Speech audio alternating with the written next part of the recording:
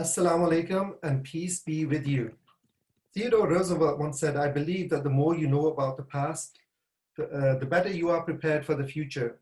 And in that light, we are doing this recording here in what I hope will be a series of events that record the founding of the Muslim community in the San Francisco Bay Area, also known as Silicon Valley here in Northern California. My name is Javed Mohammed and I am the host of today's program. All the participants who are in the program today are active members of the community. This program is being recorded on Saturday, January 9th, 2021. We are 10 months into the COVID-19 pandemic and the resulting lockdown. So without further ado, let's get started. Bismillah, I begin in the name of God, the compassionate, the merciful. So thank you folks for being a part of this event. And I want to just kind of open up the conversation by just talking about community. I want to kind of go around this virtual room and get your take on what does community mean to you? When did you join it? Let's just start off with that. Atar Siddiqui. Sure. Well, community to me means a group of like-minded individuals with a common purpose and shared values. I had the pleasure of being one of the first people to begin this community, having been in the Bay Area since 1967. And so I've seen that community really grow and flourish around me. Okay, thank you. Moina Shaiq?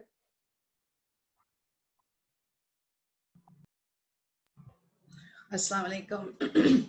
Bismillahirrahmanirrahim. So for me, community is a unit made up of a group of people, same or diverse. As a Muslim, we call community, I think, Ummah, which is, people of the same faith. But being in America, it could be, just your neighbors. And I came to California in 1982, moved to the United States in 78. So it's quite a while now. Okay, all right, thank you. Hisham Izzeldin? Assalamu alaikum everyone. Bismillah ar-Rahman ar-Rahim. To me, a community is, like Atar said, it's being a filmmaker, we usually have to, when we tell a story, we have to build characters. And when you build a character, you define that character. And the first thing that we run into usually when we define individuals, it's their career, their race, right? And obviously faith is one of it. So a community is people coming together that have a similarity, something that they all share. But, and that could be your race, where you're from. It could be, are you an engineer, you're a doctor, right?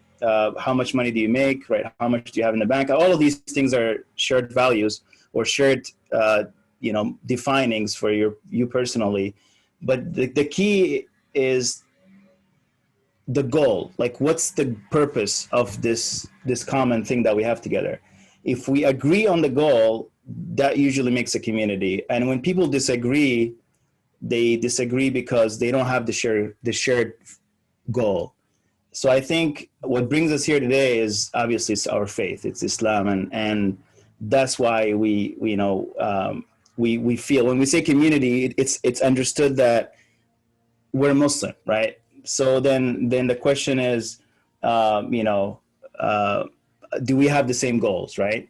Do we have the same goals as a community? And to me, that's what defines what a community is. Okay, thank you. Ameena, Jandali? Assalamu alaikum.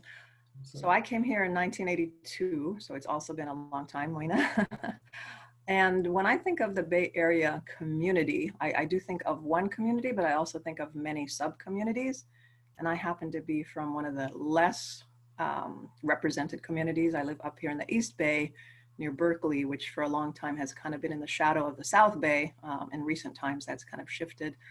So I have my local community. These are the people I see on an ongoing basis. But then I also have the greater Bay Area community that is often defined by some kind of activism or some kind of a common goal. So I think there's both the larger community and then smaller sub-communities. Sameena, Usman? I mean, I think to add to what the previous speakers have said, I think being part of a community is just being part of something that's greater than you.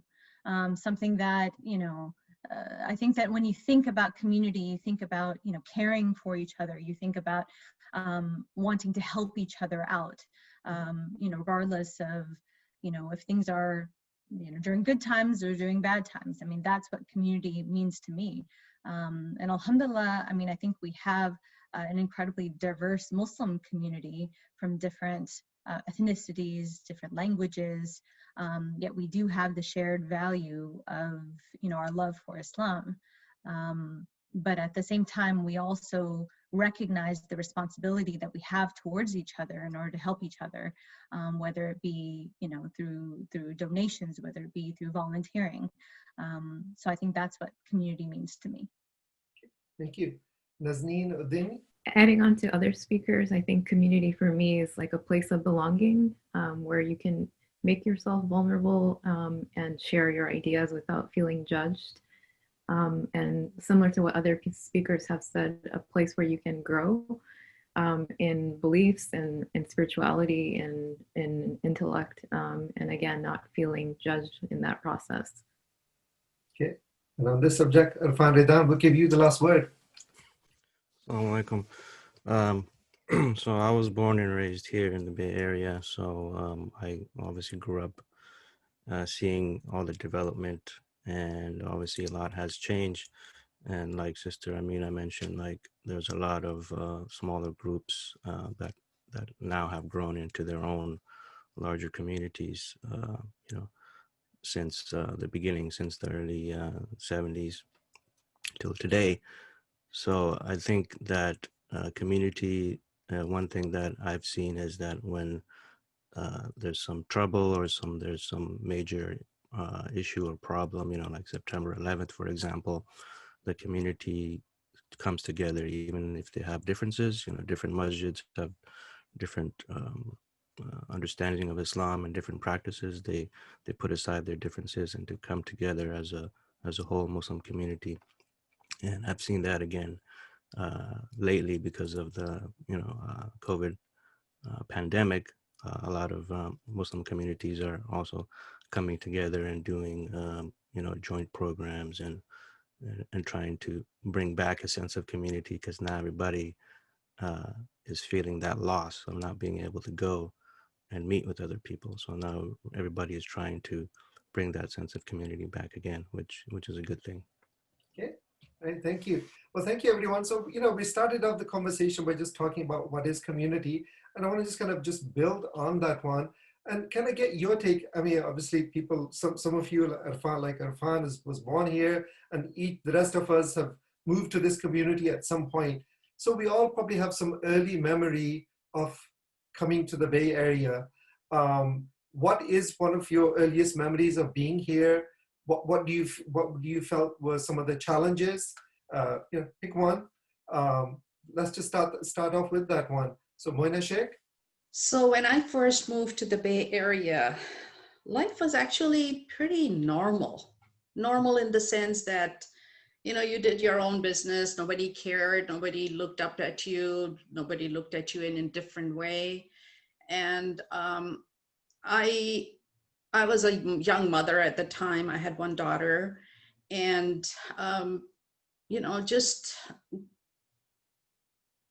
I had more kids after that, and we just, did the regular stuff as most parents do, moms especially, getting involved with their kids, doing PTA, Girl Scouts, Boy Scouts, all that fun stuff.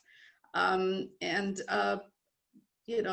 that, I started my own business, computer sales business, Business World. I ran it for about 10 years. Till the .com burst, and at that point I closed my business and I became a community activist, which was about 20 plus years ago now. Okay. Thank you. Siddiqui? So I'm probably going to have a little different perspective than some of my fellow panelists. Again, having been here since 1967, we didn't have a community. There were 5 families that we knew of, 5 Muslim families in the Bay Area. And, Margub Qureshi, Salam Qureshi, Zafar Shaiq, etc. And so we really had to band together to, celebrate events such as Eid, or to to have, to visit each other for both happy and sad occasions. And so you asked about one of my earliest memories, and that was going to Islamic school. Today you can go to many masajid and pick up a flyer that shows that there are nearly 100 masajid in the Bay Area. It's an incredible achievement, but there was a time where there was one, and that was at 400 Crescent Avenue in San Francisco.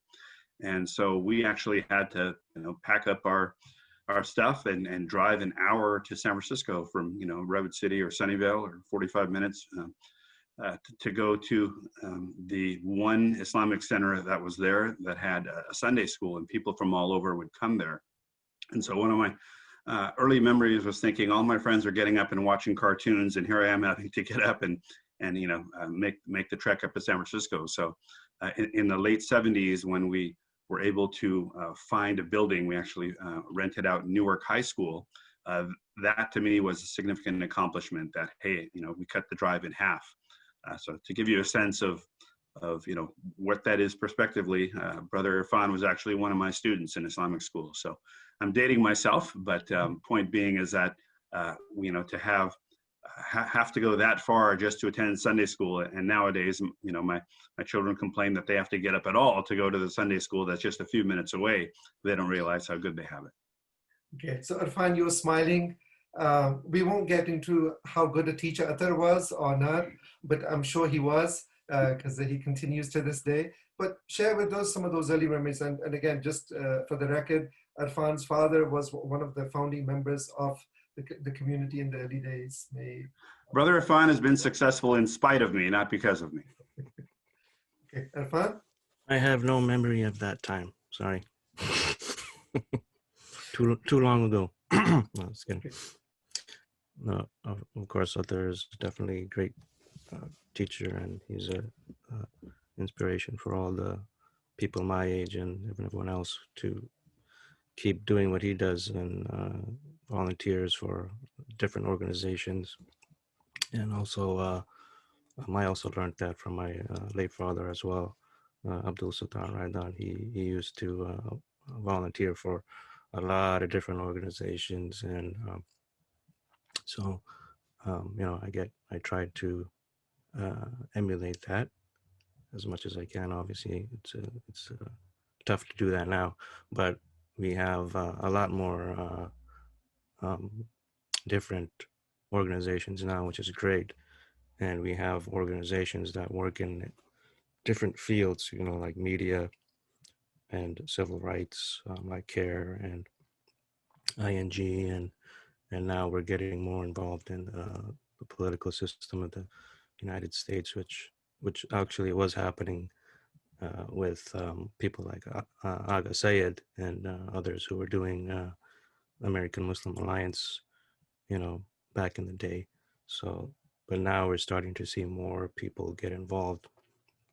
And sometimes it takes something bad to happen, like, for example, September 11th, that influenced a lot of younger Muslims to go into different fields, like law and journalism, for example. I don't know if journalism is still around anymore, but and then obviously with when 2016 elections with Mr. Trump, then that also influenced a lot of Muslims to get more involved in politics, and this was the first time this past November where I've seen so many Muslims running for different positions in the Bay Area as well as all over the country, which is great. And a lot of Muslims actually got elected, which is very good. So I forgot what the question was, but that's fine. Okay. Either way, it sounds good. So, Okay. so you mentioned obviously a couple of the organizations, and we actually have two folks. We'll start off with Ameena Jandali, who's actually the co-founder of ING. So, well, two-part question. So again, Ameena, share with us some of your earliest memories of when you moved to the community, and then what inspired you to start Islamic Networks Group? So like I said, I came in 1982 and I've been in the East Bay the entire time between, around Berkeley. So, you know, the closest masjid was Masjid Warteen or Masjid Islam in Oakland, which is not quite as far as San Francisco, but, you know, 20 to 30 minutes. And so I would go there for Jummah. If there was an event on the weekend, we would drive down to SBIA or MCA, which, you know, the traffic was not so bad. You could do that in an hour at that point. Now it's about, well, before COVID, it was 2 hours. So, you know, not having a local masjid, we would meet at a clubhouse. We would meet in a, we used UC Berkeley a lot. There was Jummah prayer also on, for those of you who went to UC Berkeley, remember on the student center and the Tilden room, sometimes there was 2 Jummahs.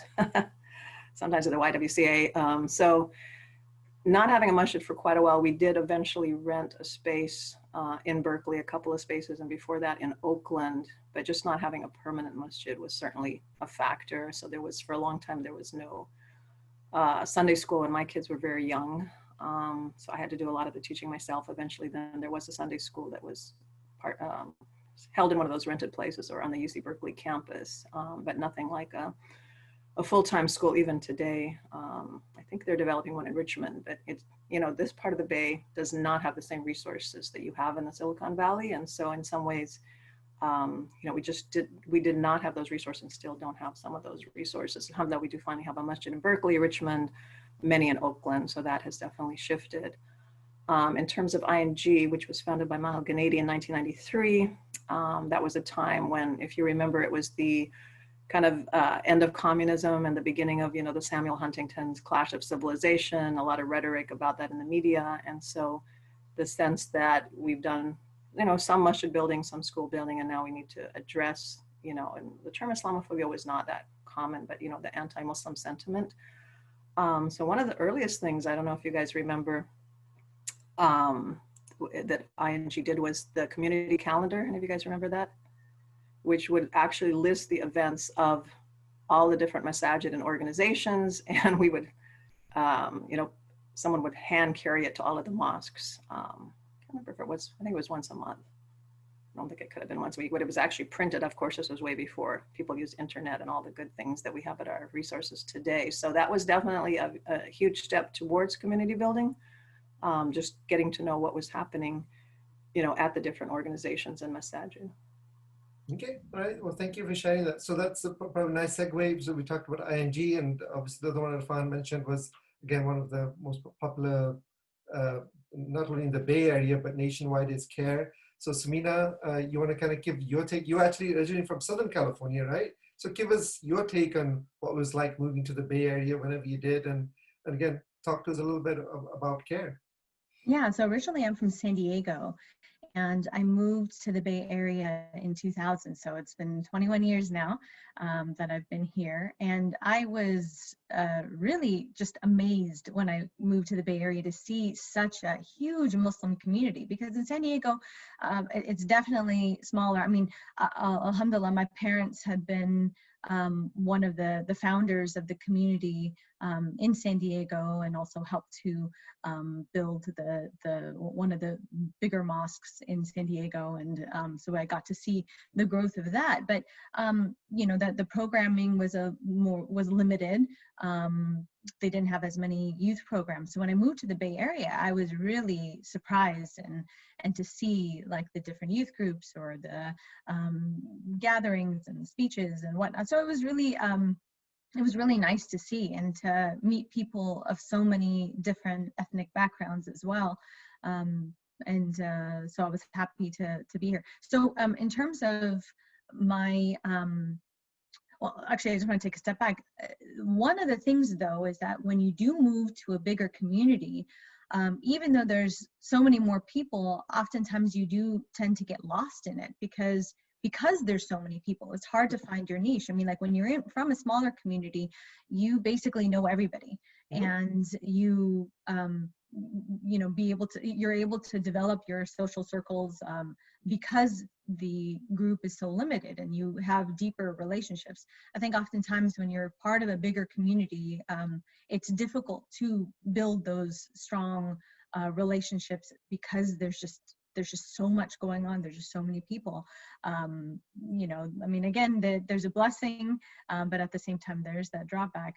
The one thing that I do love about the Bay Area is that you do have a variety of, masjids you can go to, different groups, different events. I mean, I think that oftentimes, it's also challenging for people who are young professionals in order to kind of find each other, because you may have an MSA. I mean, you'll have an MSA at your college, you may have it in your high school, but when you graduate, then you're almost kind of lost.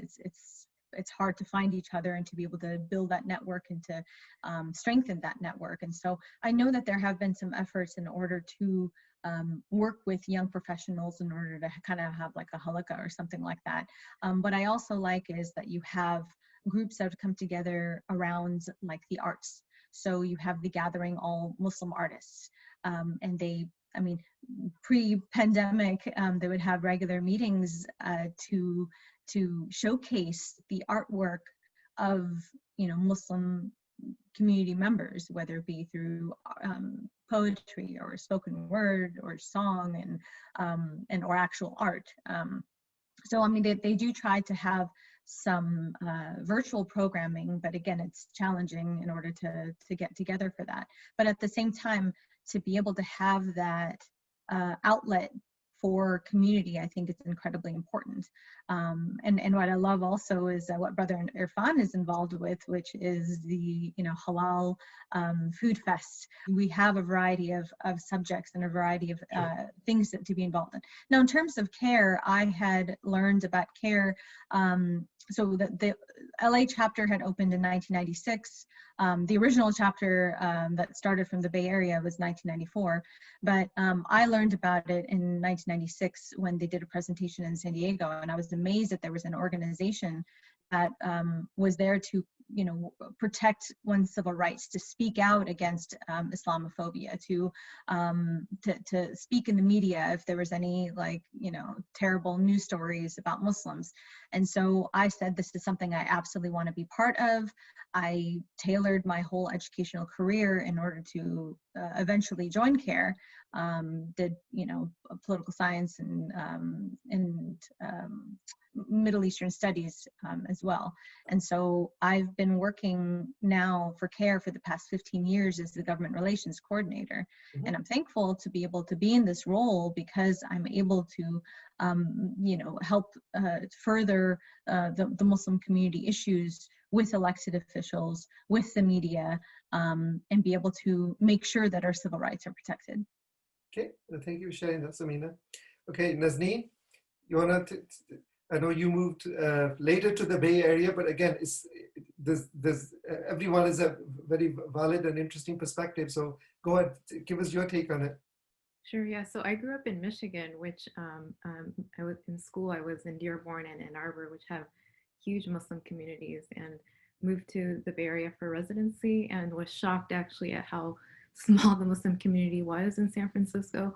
I was probably the only Muslim at the hospital that I was working at my first year in internship.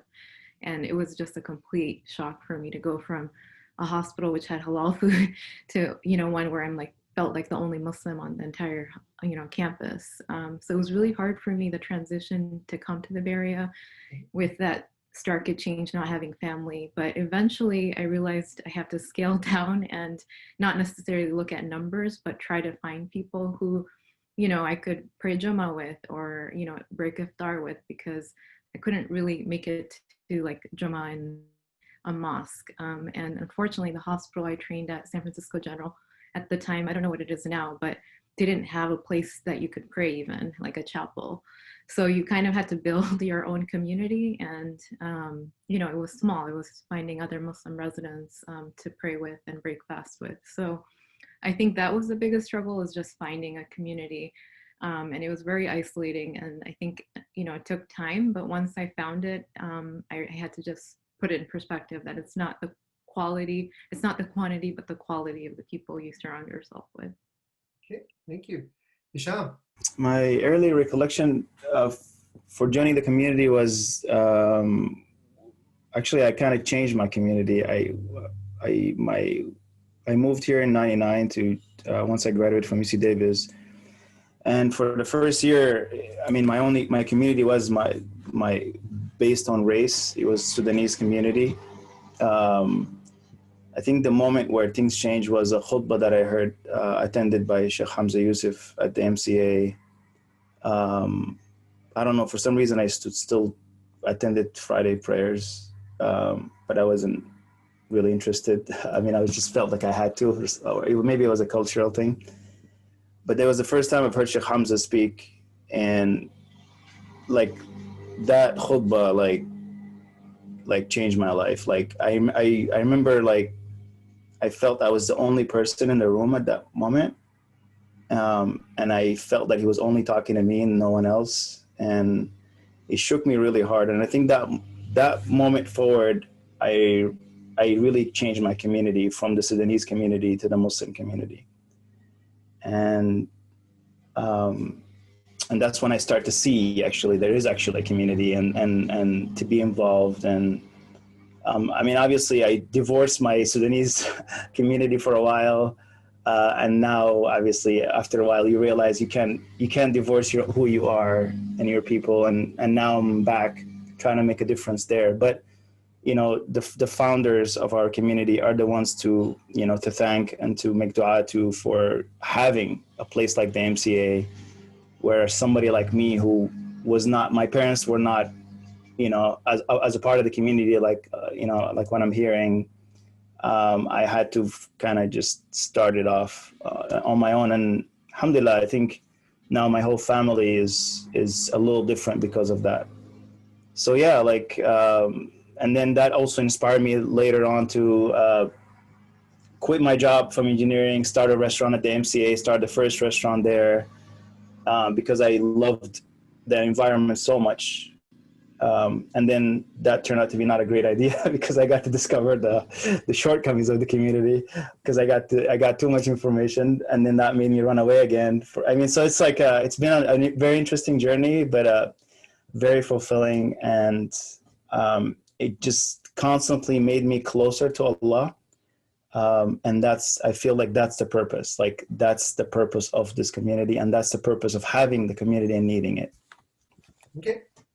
All right.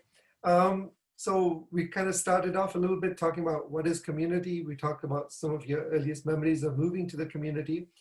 And although it's always nice talking about the good things, and we do want to cover those, I also want to kind of cover some of the challenges. You know, and again, just as a point of, if nothing else, just to record it, what in your mind do you feel are some of the challenges? Atta?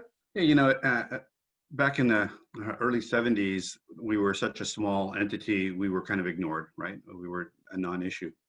And then with the Iran hostage crisis came a lot of ignorance and blanket stereotypes, et cetera. And I do recall being at my parents' house and receiving a phone call from somebody who said, why are you taking our Americans hostages? And we're like, we didn't take anyone hostage. And like, yeah, you Iranians are taking our Americans hostage. And I distinctly recall at the time, my father was on the phone, and what he did not say was, hey, we're not Iranian, so don't come after us, you know, because that would then enable attacks on Iranians. And if you know my father, he was like, can we meet somewhere and discuss this? And I'm like, no. And so I actually got on the phone because I felt he was kind of being too bending over backward. And I said, hey, you know, I'm curious why you're calling us when this incident is happening elsewhere. And I just want to correct some of your misconceptions. And he says, you don't need to correct anything. We're going to come over to your house at 1733 Banff Drive in Sunnyvale and you know, tell you what revenge is all about. And we were terrified. You know, this person had gone to the extent of finding out where we lived and didn't want to hear anything about, you know, you are or not responsible for this. It was a blanket stereotype put on anyone with a Muslim sounding name. Apparently the guy just went in the yellow pages and found our name in the white pages. And so, you know, had to call the public safety officials, and they did a patrol around our house, and alhamdulillah, nothing came of that. But we realized at that point that you may live properly, you may not harm anyone, you just may be trying to go about your business, but that doesn't necessarily guarantee that you're going to be free from harm, or that the common person out there is going to understand what you're all about. And so we realized that we needed to do much more education, much more proactive, community building, interfaith work, etc. And so that was a challenge that we back then had to wrestle with. We got together with others and talked about a plan moving forward. And so that's really where we started doing a lot more outreach, realizing that, hey, there's a lot of ignorance out there. And we don't necessarily mean ignorance in the pejorative term. It could be just they don't know. And when they don't know, they get their information from, movies and, news programs that may not share an objective viewpoint. And so I think one of the things that the Bay Area Muslim community has done quite well to address this challenge is to really reach out and build bridges with other marginalized communities, and to establish relationships with public officials and others in leadership roles, and to try and dispel some of the myths and stereotypes about Islam and Muslims. Long way to go still, but quite a significant improvement from where we were back then. Okay, all right, thank you. Ameena?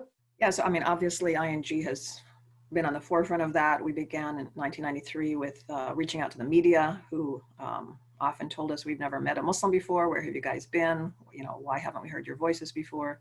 To then reaching out to schools and other institutions. And so, yeah, definitely a lot of progress over the last couple of decades in terms of reaching out and comparing that to the 90s, when we were much more of an insular community. But looking at one of the challenges that I think we still struggle with is really being a divided community on socioeconomic level. And again, it does tend to be semi-geographical, with most of the money's in the Silicon Valley. Most of the activism for a long time has been in the Silicon Valley, and it's easier to get funding obviously down there. I mean, you would go to Masajid where they're trying to raise $1 million, and then you go up to the Oakland area or the Richmond area, and they're trying to raise $100,000, and you're not seeing that intercommunal support, that intercommunal brotherhood and sisterhood that we all talk about. And of course, over the summer, there's been a lot of talk about some of the reasons for that. ING, we actually did a series about that, including looking at Bay Area African-American leaders in Masajid, and they've talked a lot about that. And I've experienced that personally. One of the ways I experienced that is that all of the African-American Masajid in San Francisco and Oakland, they have a unity Eid. They call it a unity Eid. It's usually in Berkeley. And it's the only Eid where you can go and eat free. Everything is free. Even the popcorn is free. The rides are free. And yet the majority of people attending are African Americans. It's not attracting that wider base. And, there can be no other reason for it except for some kind of internal racism, whether subconscious or not.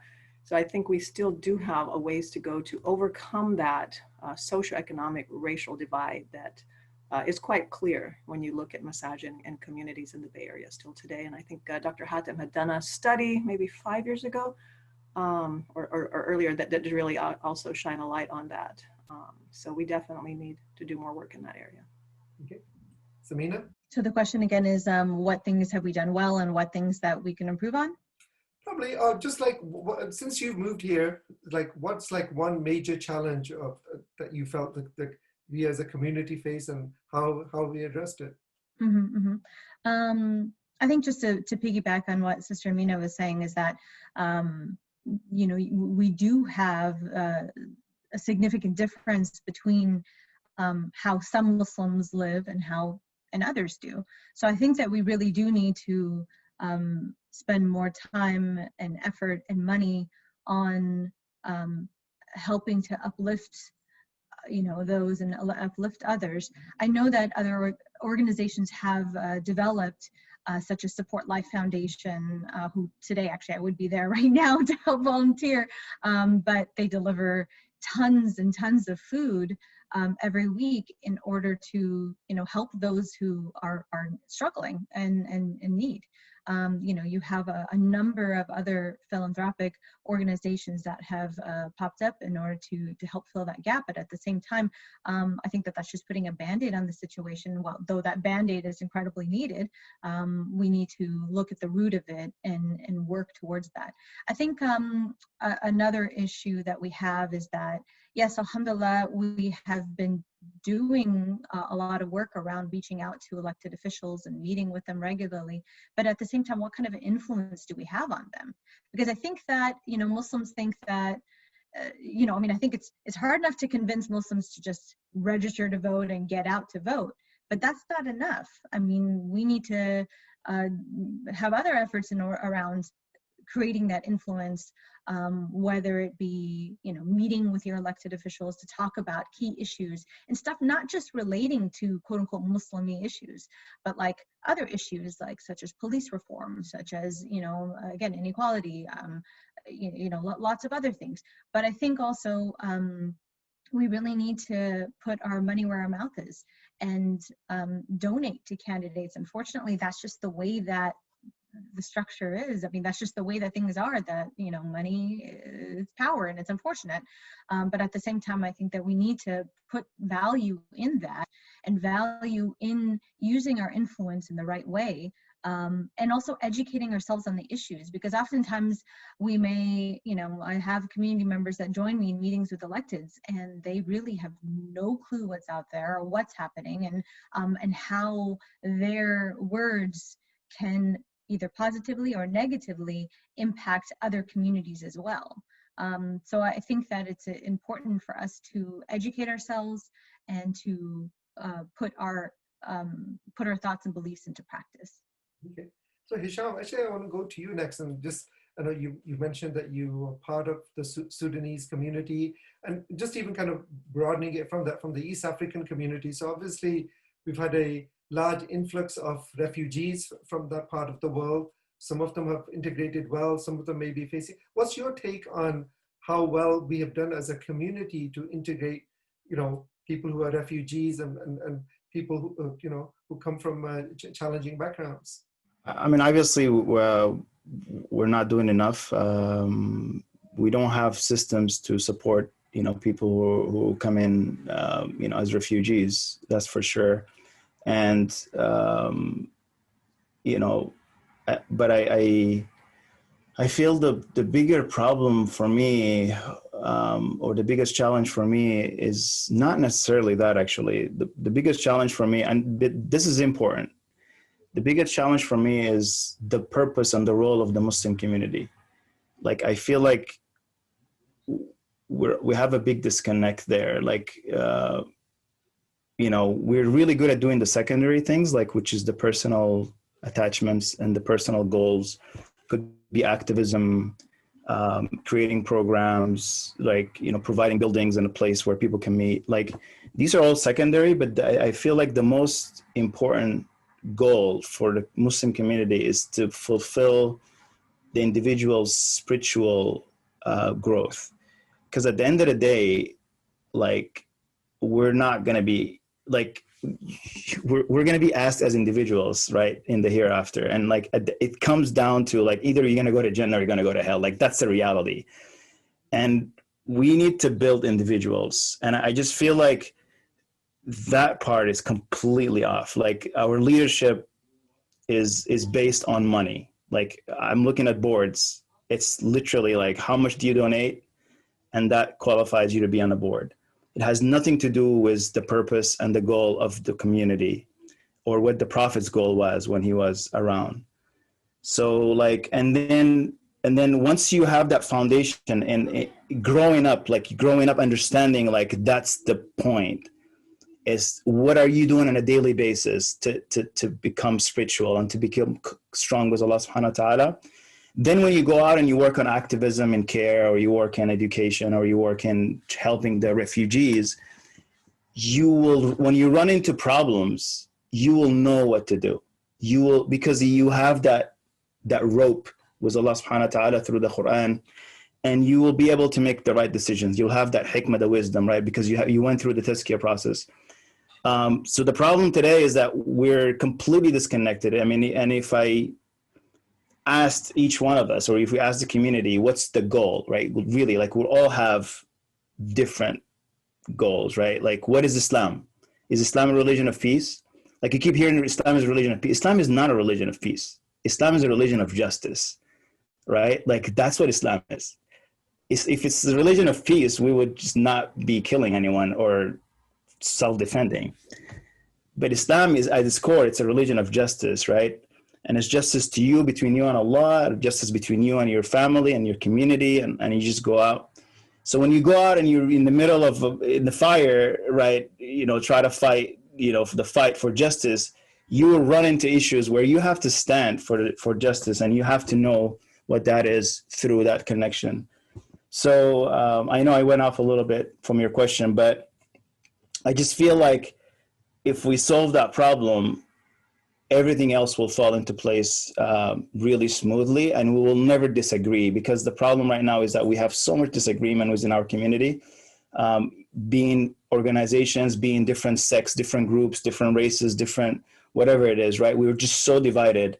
While you look across, you know, like the Jewish community or even the Christian community, there's so many different sects, but they're still united. Like, and they have a really strong common goal, which we could look at the example of business, right? Like having a clear vision is the biggest challenge for me.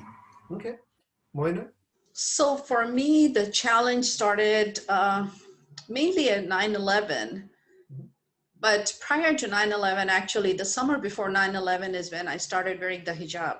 I didn't wear a hijab before that. And at that point, I realized that I'm an ambassador. I need to get my act straight when I'm outside my home. I need to be showing my best. I need to be driving my car properly, obeying the rules, not speeding, not doing anything wrong on the street, because now I'm a Muslim. I'm portraying, I'm showing people that I'm a Muslim. But 9/11 really changed my life big time, because when I looked at the studies, and they were showing that 70, 80, 90% of Americans have never met a Muslim. And I was thinking, what's going on? We are thousands of us here, and yet people have not seen a Muslim, or they have not met a Muslim. So I started getting involved in the community and more. I mean, I was a little bit, like I said before, in my school and stuff, but my activism started with the local political Democratic Club. And in fact, I was a registered Republican at the time. I became a Democrat. I changed my husband's party to Democratic Party, and I became involved. And then I just took it on myself that I have to show my face at every event, any place that I can show my face as a Muslim, so people can see a Muslim. They can see that we are normal people, that we are part of the community. And so as a result, I was everywhere. And so people started getting to know me, because I was the token Muslim, literally, in my part of the area in Fremont, although there's such a big population. And so I applied for the Human Relations Commission, and my mayor appointed me to that position. And then I got on different boards, almost like 10 different nonprofit boards I was at one point, just because I wanted to be there, just to show my face. And of course, in the process, I learned a lot. But that was a big challenge. And I tried to recruit people from our community, especially women that were home, that were, not doing much. And alhamdulillah, majority of us are well educated. So there was no challenge in that respect, where language or, anything of that sort. But I was having a very hard time recruiting folks to join anything in the community, like even coming to events. I would send mass emails, and people started cutting me off. I was like taken off from their circle of friends, because this is all I was doing. I was just inviting them to this event or that event, because I wanted to show numbers. I wanted to show Muslim faces, but they were not there. So that was a huge challenge. But alhamdulillah, now we do see, although in the political circle, it is still a challenge, When you hold fundraisers for masajids or other organizations and stuff, it's still getting much better. But for political, like what Sameena said, we need to put our money where our mouth is. We don't do that. We still do not contribute to candidates or political organizations to help them. I mean, we have a seat at the table now, but we don't have any influence. Against what Sameena said, we have no influence right now. I mean, they don't care. The people that are elected to office, they see who got them there with their money or their manpower. Were they volunteering for their position, for their seat, for their campaigns? How much money did they give? I ran for school board 7 years ago. My own campaign manager, who was a Caucasian lady, very experienced campaign person, she told me not to spend my time and energy in my own community because the numbers were not there. When we looked at the voter turnout from the South Asian community, it was so minimal that it was not worth my time and effort. That's what I was told. Of course, I didn't do that. I had to reach out to my own community, but that's the reality. Okay. All right. So it's a very sad situation, but it is. There's a lot of things that we don't have for us. Like in 2005, I started Muslim Support Network about the realization that our seniors, like my mom, she has nowhere to go. She has no social circle. Even though if she does, she depends on me to take her. She cannot go anywhere. She's isolated. She's at home. And so for our seniors, there was nothing there. So I started this organization to help seniors come on a social level, nothing religious, to come once a month, meet, have a good time. They chat with each other. They do poetry. They do other things. Just enjoy each other's company. So there's a lot of stuff that's still not in place for our immigrant communities here. Okay. Nazneen, I know you talked about some of the personal challenges when you moved to the Bay Area. How about on a larger community level? What in your mind do you think has been, one or two of the biggest challenges, and how are we doing with respect to that? Yeah, I can resonate with Brother Hisham about feeling a disconnect when it comes to spirituality. I think I was thirsty to come to the Bay Area to seek the knowledge that I heard it had, its prominent speakers and institutions. And, it's true, it does have that. But I think it's hard for individuals to access that. I think you need an in, whether it's like, a friend or somebody who has a way to get to, some of these institutions. It's not easy. And I can't even imagine what it would be like for someone who is, marginalized when it comes to either language or socioeconomic barriers. I think it's even harder for them to access those hubs of knowledge. Mm-hmm. So I think that's one big thing for the Bay Area to work on, is how do we make knowledge accessible to everybody in a way that's relatable. I think, it's hard when you're just trying to make it on a day-to-day basis, finding the time to drive maybe 45 minutes if you live in San Francisco to the South Bay to go to MCA to a program, or to MCC where some of these events usually tend to happen. So how do we bring these events to the city, for example, San Francisco or Oakland, or some of these communities that might not have as much programming? So I think that's one major area of improvement for the Bay Area to think about. Okay. So Irfan, sorry, once again, you have the last word on this, but I want you to address, actually I want to change the question on you, if that's okay. Because I think there's something that you do in the community which is so significant, is that you've taken this whole idea of halal food and coming out with the Halal Food Fest to a whole new level. It's become cool.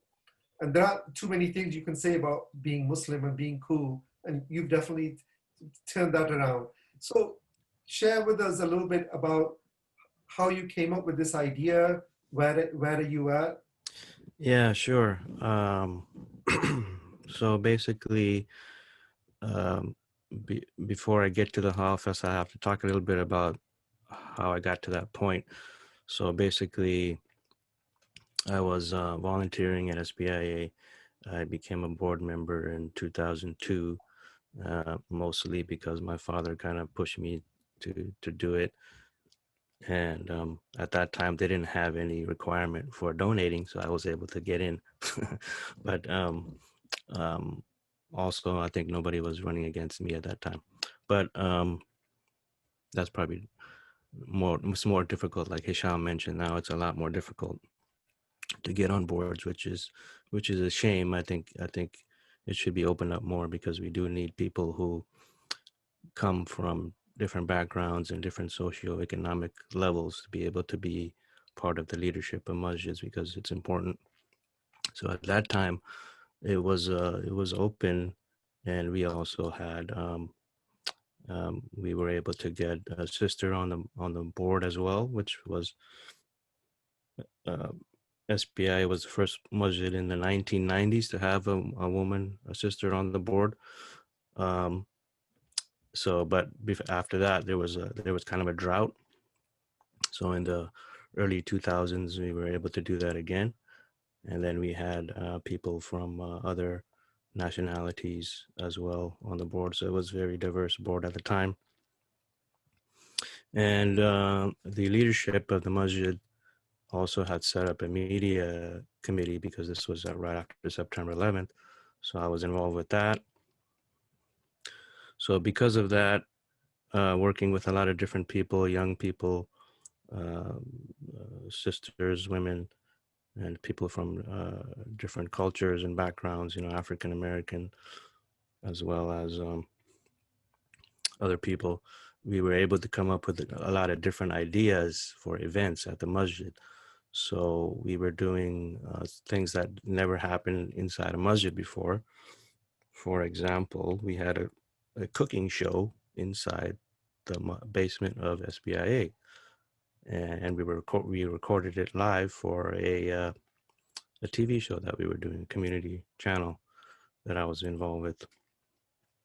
And we also had the interfaith event. I know there's some disagreement on this, but SBIA was the first one to have an interfaith iftar inside a masjid. This was in 2002. And we were also got front page coverage in the San Jose Mercury News because of that. And the president of CAIR at the time, Brother Hilal, he went around showing other masjids that say, hey, look at this. This masjid was able to get coverage for Ramadan and iftar and interfaith in their masjid, so you can do it too. So, which is great. So now every masjid pretty much does that. Obviously before COVID, but every masjid was doing that. But it started because we, as our media committee, were coming up with a lot of different ideas, and we were interacting with media. And one of the things that we wanted to show was, like, we had a big community Eid program at the fairgrounds, which SBI has been doing. I don't know. I think Atar probably knows more, but it was at least 20 years, 15, 20 years before we started inviting media to that. And, before we actually, we created a press release, we sent it out, we invited them, because we wanted to show, again, this was after September 11th, we wanted to show the media that, hey, look, Muslims can have fun. They have families, they're smiling, they're laughing, they're eating food, they're going on carnival rides. So it's not just Muslims that you see on TV or movies, which are the bad guys. So we wanted to show a different side of Muslims. So obviously I was involved in the setting up the Eid Bazaar at SBIA. So that's how I first started. This was in 2002, 2003. That's how I first started getting involved in doing large community events. And there's a lot of interesting stories I can get into, but it was a difficult process to make that happen, because it's like older generation of Muslims, they they kind of take things as their own, as ownership, and they don't want to kind of give it up.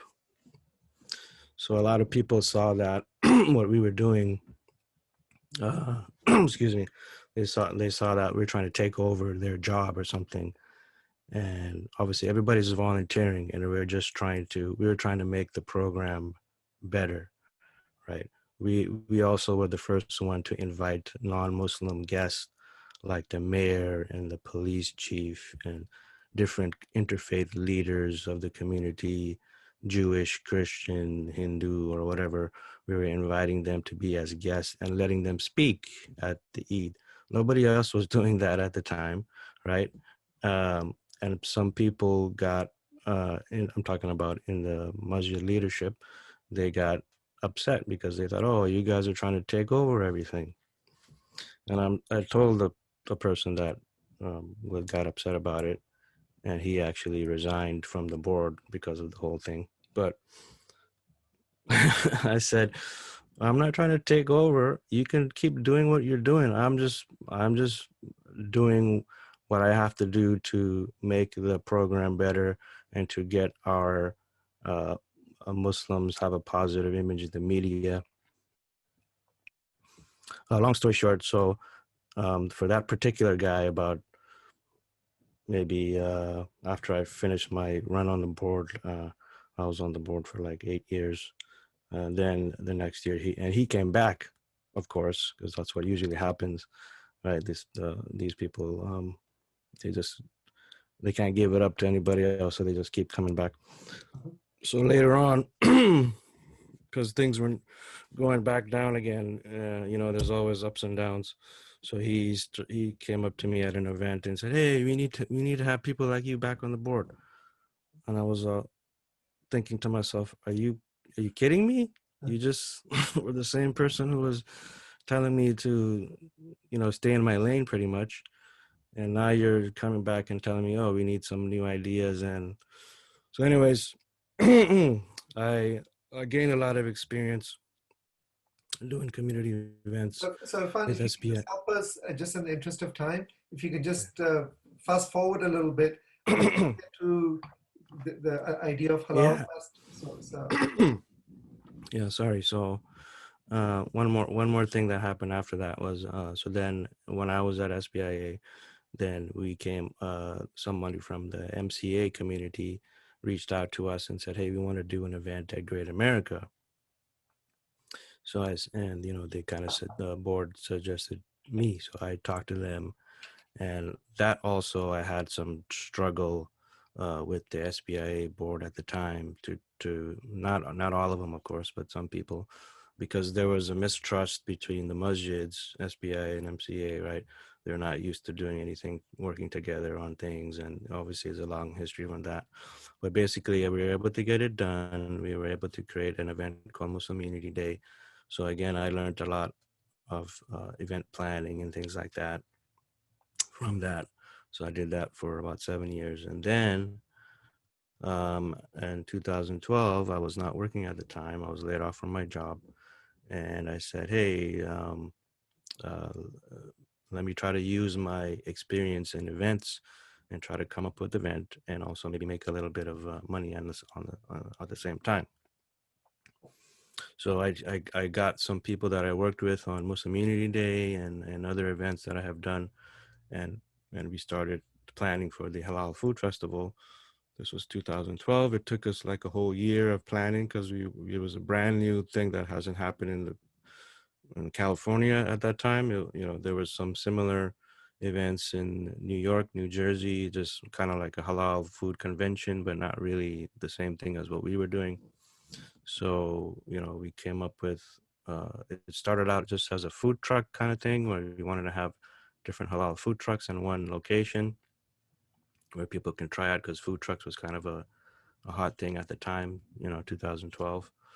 And then it expanded, we said, okay, we got to have a bazaar, we got to have some entertainment. So we had some cooking demos, and then we have the carnival rides. I brought the guy from SBIA who does the carnival rides there to the Halal Fest too. So that's how it happened, and it kind of grew into a much bigger thing than what I had originally wanted to do. But you know, alhamdulillah, it was successful and people enjoyed it. And then you know, I used a lot of the skills that I had learned from doing events at SBIA and the Muslim Unity Day, and also my experience in architectural design, because I had to make the layouts and submit it to the city. They had to, it's kind of like going through a process of getting a building permit. You have to go through the same process, and you have to show them plans. You got to get the approval from the city. You got to get permits. You got to get, so it's a lot of work, but alhamdulillah, it became successful and people enjoyed it. Okay, all right, well, thank you for sharing that, Rafan. So I want to kind of get to the last round of question, and it's going to be a two-part question. I want to kind of end it on a positive note. So I want to know I'd like, if it's possible for you to share two things. One is, what do you feel as a community member you are the most proud of? So whenever you've joined the community, and I'm sure there's probably many things, but pick one. What makes you most proud? And you know, if we're looking ahead, if you're gonna be passing a message on to the baton on to the next generation or the generation after that. So think ahead, Vision 2050, right? What message would you like to pass on? So what are you most proud of? And what message would you like to pass on to upcoming generations? Sameena, Usman? Well, I mean, I think what I'm most proud of, you know, the community is, you know, the desire, and for the next generation is the desire to create that change, the desire to be involved, the recognition that we do have a role to play in this community, that we can't just be bystanders, that we actually have to be involved in, you know, on issues that don't even directly relate to us. And so that's what gives me hope. It gives me hope that, you know, to see that a desire in the community, and to see the next generation want to be involved, whether it be in politics or law or other journalism or whatnot. So I'm hopeful that we will be able to create that change. Okay, all right, thank you. Nazneen?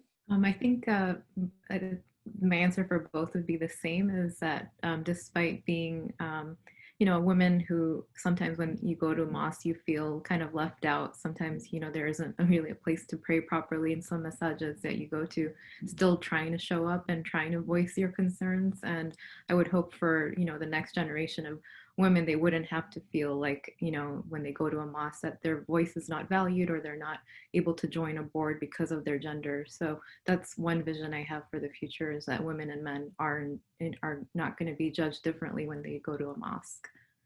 Okay. Ameena? I mean, kind of piggybacking on what was said, you know, I'm really impressed and proud of all of the young women who are stepping forward to start organizations, to get involved, people like Sameena, people like, you see I'm getting old, the founder of, it'll come to me. Anyway, you're just, I mean, back in the day, it was just a couple of people, you know, they have any event, you know, Sister Ameena, Sister, you know, Habiba Hussein, of course, has been doing this work for a long time, Sister Maha. It just was like almost tokenizing women. And now you have this broad swath of very highly educated, very professional women who are doing amazing things, and in some ways outshining the men and really achieving things that we really didn't think was possible. Now, that said, as Nazneen said, there are masajid in the Bay Area that still don't have a place for women. That if you go to that masjid, you may not want to pray in the place that they have for women, or where it would be unthinkable for women to be on the board. So it is quite shocking to have those two kind of juxtaposition, you know, this great advance, and yet there's still kind of very old school mentality. So there definitely is a lot more work to do, but I think compared to where we were, you know, a couple of decades ago, we really have made a lot of progress. In terms of looking forward, I think, as people have said, you know, just showing up is half the battle. And I think it was Moina who talked about, you know, sending emails and you know, Maha does so much of that. Just, you know, we complain a lot. We're really good at complaining, you know, we're not included and they hate us. And, you know, there's Islamophobia. Well, you know, you've got to do some work to change that, and showing up, just having people meet a normal Muslim is just, you know, so eye-opening, especially if you're a woman or if you're someone that looks Muslim, and yet you can sit down and have a conversation with them. And yet, time and time again, you know, when these events happen, our community would rather go to something that is internal, whether it's, you know, a social event. We're very good at showing up for social events, or building a masjid, or building a school, which all of these are important. But, you know, if our neighbors are scared of us, if they see us as a threat, all of our institutions are really at risk, as we've seen. And so we do need to do more in terms of really understanding the importance of getting involved at whatever level. It can be in your local neighborhood, it can be in your city, it can be interfaith. There's so many different ways, but we should all do at least one thing in our life, inshallah. Okay, thank you. Hisham? What am I proud of? I'm proud of still, I mean, we still have issues, but I think I'm most proud of our principles. I think our contribution to the world and to America, or to the bigger community, is who we are. Like, from a principle point of view, the world is really changing, you know, really fast. You know, objective truth is not there anymore. Objective morality is being slipping, you know, like away. And the only thing we can offer is our foundational truth of principles, of what is it, you know, why are we here in this world, right? And I'm proud that we still have that, right? When we go in the world and we're involved, people see it in us. We're still very principled people, and we should be very proud of that, and we should continue to strengthen that foundation. And that's what people are looking for today. I mean, they're really, everybody's drowning, and we're really the savior. I really believe that. And if we can just win the battle with our own selves, because that's the bigger battle, I think everybody will see the truth in us, in the way we act every day. The advice, I think it's just more of the same, right? I just feel like we talk about the community and fixing and building. You can fix the whole world, but if your home is broken, you've lost. If you're broken, right, you can take everybody to Jannah, but if you go to hell, like, who cares, right? So like, that's what's going to come down to. It's going to come down to a day where you're going to stand before Allah, and you're either going to go to Jannah or you're going to go to hell. Like, it doesn't matter how many PhDs you have, like this. We focus on a lot of things, but we forget ourselves. And it starts with yourself. It starts with, what have you done this morning when you woke up? What did you do last night before you went to sleep? Right? What tell me who you are today, and I'll tell you, what you'll be tomorrow, or where you're going to go in the hereafter, right? So it's all about today. It's all about right now. What are you doing right now on the one-on-one basis? And that's the advice I would give to the next generation and to whoever, it's all about, it starts with you. It starts with the people around you. And then you can go and fix the world. But if you're broken at home, you can't. I'm not interested in hearing what you have to say, what you will do. Okay, thank you, Hisham. Arfan? So I'm proud of the fact that a lot of Muslims are involved in all kinds of different community aspects, like we mentioned, politics and helping the people in need, and we have people doing civil rights work and a lot of different work that's important. So, the advice I would give to younger Muslims is to, pick something that you're interested in doing in terms of giving back and volunteering. It doesn't matter what you're studying in school or what your career is. You can always do things on the side, even a little bit, a couple hours a week. Everybody has to do something, and everybody has to pitch in a little bit. And whatever you're interested in doing, just pick something. There's a lot of different things that we need help in, like we've all discussed here. There's a lot of different aspects of the community that need help. So just pick something and just volunteer a little bit, and that will make a difference. Thank you. Moina? So things I'm proud of. On a personal level, whether it's starting Meet a Muslim Conversation or starting Muslim Spiritual Care Program at CAIR, working for justice in jails. I say, if I can do it, anybody can do it. Nothing requires rocket science, and I have no special skills or anything different than others. So I would tell the youth and others in the community, please get up and at least volunteer 1 hour a week, if not more. And we need to be role models to our children. I hear this very often from people of my generation saying, oh, it's in the hands of the youth now. Youth need to get involved. We are done. Yes, we are done with raising our families, but now we have more time to give. We have, most of us, my age, are home or retired or semi-retired. We can spend more time in the community. So if we are not gonna role model, how would we expect our children or our youth to follow? Alhamdulillah, it's very hopeful and it's very promising to see that so many people, so many Muslims ran for office this time around. But to tell you frankly, I think more than half of them were not qualified to run. They were clueless. They didn't know anything about anything and they were running for office. How can you do that? When you apply for a job or if you start something, you have to have a resume or some skills or something to offer. You just can't get up and say today, okay, I'm gonna run for this seat. And for the most part, they ran for higher positions like for mayor and all that, nothing for school board, like, you know, more grassroots level positions. So build your resume, learn the system, get involved, start going to city council meetings. Just showing up your face makes a big difference. And then of course, in the process, you learn a lot. And at the same time, I would say of our masajids, I mean, some of my sisters have raised this concern. At my local mosque, I can never get on the agenda. Anytime that I say that I want to bring something up, the agenda is full, or if they would invite me once I'm there, they say, sorry, sister, we have too many items today. We cannot hear you. I have not yet been able to talk to my board at the masjid on any issue. So I'm very strong proponent of the fact that we should not be upset or we should not discuss things if we cannot do anything about it.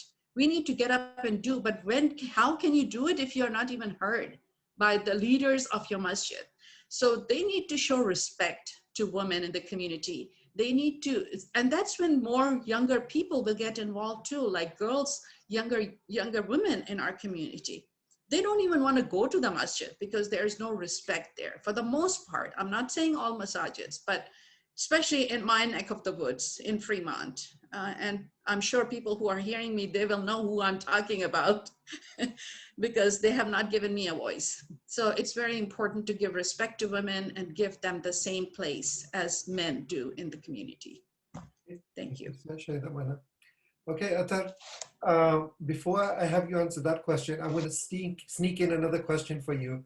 Off camera, we were talking about how you are a very well-traveled person. You've been to like almost 40 countries and a similar number of states. So I have to ask you this, just because so many people desire to travel, what has travel taught you? Yeah, you know, travel has taught me how much I don't know. I actually had the opportunity to go to India for 2 years to work for Cisco. So I was on the ground in Bangalore. And I realized how much I didn't even know about my own field because of the different practices and allowances and different things that they have there. And so similarly, when you travel even for fun, it's amazing how many people think that the world ends at, you know, New York and California. I have friends of, you know, similar age to mine that don't have a passport.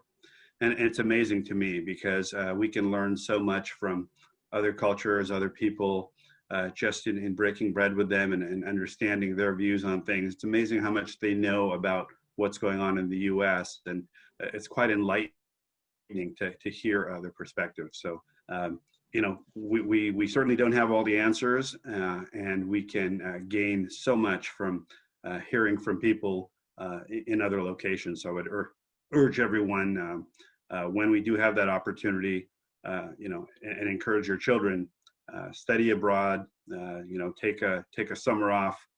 I know that Sister Ameena, my first cousin, she has encouraged her children to do that, and they have really benefited from that as well. So a lot to learn out there, and there's always more that you can gain and benefit from when you go outside these borders. Okay, well, thank you for sharing that based on that bonus question. So as I said, I'll give you the final word. Share with us something that makes you so proud of being a member of this community, and what advice you would give to future generations. Sure, I want to acknowledge the very valid challenges and concerns that several people have brought up here about the state of Islam and Muslims in the Bay Area. Meanwhile, I have a little different perspective, because we had nothing in 1967, and as we started moving forward, I kind of look at it as Maslow's hierarchy of needs, right? You're initially just trying to find your way and put a roof over your head and provide for your family, et cetera. And then when those are established, you try and go further and further down the pyramid. And what I'm most proud of is we went from that point in time where Eid meant going to someone else's house and that was it, to 1980, and where I was up to my ankles in water with a garden hose in the basement of 325 North 3rd Street, because we had just bought this fireman's lounge, and we were going to convert it into what ultimately would be the first masjid in the South Bay, which is the downtown center of SBIA. And I just recall that moment very fondly. I was 14 years old in 1979, and here I was trying to take the smell of the wine there was a wine cellar downstairs. I tried to take the smell of the wine out of the walls and the floor. But we were just so thrilled to have our own place, because we had been renting from then. I used to go to the Sunnyvale Community Center for Salat al-Jum'ah. I used to go to Lakewood School in Sunnyvale for our Islamic school. I used to, as I mentioned before, Newark High School, and before that, 400 Crescent Avenue. And we had all of a sudden established our own place. And that was a great feeling of pride, because there weren't that many people. There was their Irfan's father, Mr. Abdul Sattar Raidan, and my father, and Mertz Dallin, and other people who really established this community. And it was a great feeling of pride. So when we hear today of people who are like, oh, I wish we had this, we wish we had that, I acknowledge that, but I also smile, because I realize that means that they at least have these institutions to go to complain about, right? So you have to have the institutions to begin with. And so how far we've come from back in the 60s to 1980 and establishing the first masjid, to 2014, when we went from that masjid to a 70,000 square foot facility, which is our new SBIA headquarters, and all the accomplishments we've had along the way. So I'm most proud of the fact that all of those initial needs have been met. We now have institutions, we have wonderful organizations. I've been fortunate to be a part of CAIR for 20 years, SBA for 40 years, HDF for 15, West Valley Muslim Association for a couple of years. And it's just amazing how many organizations are out there that you can be a part of, and you can participate in and join. My wife works for Hisham full time. I had role models in my parents who, back then when you went to Islamic school, you didn't drop your kids off like they do these days, right? You put your kids in classes, and then you taught a class, and then you served the punch, and then you did the activity. So you kind of had to do everything. And now at least we have some of these established. So a great feeling of pride there. As Brother Irfan mentioned, we actually, SBA, were very progressive. We had a woman on the board way back in the late 90s, I believe it was. And then when I was president, we had 3 women on the board. We have as diverse a board as they are now. I'm currently the chairman of the board of SBA. We have 1 Palestinian, 1 gentleman from Turkey, 1 from Bangladesh, 1 from Pakistan, and I'm Indian or American, whichever you want to call it. So the diversity is there. For those who think that, we can't get on boards, no one wants us, it's very hard to get on, come ask. We'd love to have you. It's not an issue of money. If it's a hardship, we'll bypass that. It's not an issue of your gender or your ethnicity. In fact, in most elections, we don't have the election because the candidates are running unopposed. And so SBI, for one, is a place that we want to hear your voice. Sister Moina, you want a board to come talk to you? You're welcome to come here. I can make that happen. We'd love to hear from you. We'd love to hear from our community, because frankly, I hear these little whispers and side conversations about, oh, the board's doing this. We have a general body meeting. We ask everyone to come, and no one comes. So want to encourage people to do that. So great deal of pride knowing where we started to where we are today. Acknowledge that there's still work to be done, but the fact that we have accomplished so much, to me, gives me a great deal of pride. What I would say is that for the future, don't wait for others to get it done. Don't just say, oh, these guys, they can never agree on moon sighting. I don't know what their problem is. Hey, you know what? Come get involved. Tell us what your opinion is. Tell us how you would solve this issue. And instead of, you know, a few of us doing 5 things, how about if 5 people each did 1 thing? And so my message to the future is, don't wait for someone else to get done whatever it is you need to get done. Step in, get involved, join the organizations that Sister Moina discussed. You know, find out what entity is an area that matches your skill set, and tell them that you'd like to join. I assure you that they will be happy to have you. And if they're not, go to another community, another organization, because they'd be happy to have you. Being a part of so many organizations, I can tell you we're always looking for all volunteers, always looking for input. And another point Sister Moina made that I thought was extremely important is sometimes our parents' generation feels, okay, I'm retired now, good, now I can kick my feet up on the table and watch TV or read the paper or, you know, travel, etc. No, you have the time. Some of you know my father, Dr. Wahid Siddiqui. Do you know that every weekend he goes to MCA and SBIA to teach math because he knows the answer to every math problem in the world, from algebra to calculus? And do you know that he's done that every Saturday and Sunday for 21 years? My father's not a young man, okay? He'll be 90 in August, but he did that until COVID stopped. My mother was one of the founding members of NISA. So, you know, you have the time. Just because you're done with your regular work doesn't mean you can't contribute in many other ways. So urge you to never feel like your work is done or, oh, it's time to pass it on to the new generation. They can learn so much from you. So make sure you impart your wisdom to them and do what you can to stay involved. And for the new generation, leverage those people who established those institutions, and don't just feel, oh yeah, they have the Desi mentality, their uncles, yeah, you know, I'll show them how to do it. Don't dismiss the hard work that they did to establish these institutions. These institutions are there because of that generation. So, you know, there's a lot you can learn from them. So get involved. Don't wait for anyone else to do it. Do it yourself, and inshallah, we'll be in a much better place. Jazakallah khairan. Assalamu alaikum. Thank you. So I want to thank all our guests today: Moina Shaiq, Athar Siddiqui, Hisham Izzeldin, Ameena Jandali, Irfan Ridan, Nazneen Uddin, and Sameena Usman. Think of this as a message in a bottle, except I guess it'll be online. This is a record which I hope will be supplemented by other accounts. I would like to leave you with a quote or two from the first one from Lyndon B. Johnson, the former president. If future generations are to remember us with gratitude rather than contempt, we must leave them more than the miracles of technology. We must leave them a glimpse of the world as it was in the beginning, not just after we got through with it. And one quote from Muhammad Ali: we have one life, it will soon be past. What we do for God is all that will last.